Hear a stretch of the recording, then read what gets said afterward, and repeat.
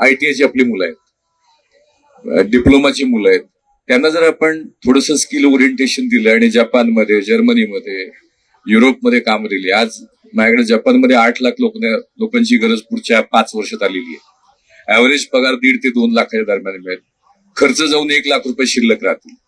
तुम्ही middle east मध्ये गेलात तर तुम्हाला भारतात जिथे ज्याला 25 ते 30 हजार पगार मिळतो, मिडल ईस्टला गेला की 60 ते 70 हजार मिळतो.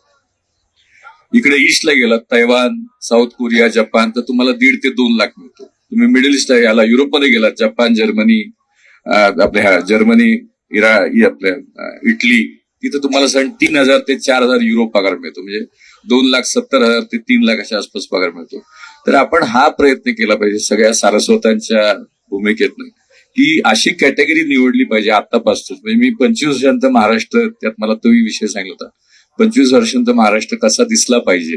2 ट्रिलियन इकॉनॉमीचा व्हायचा असेल तर गावातली 25% मुलं भारताबाहेर काम करतील.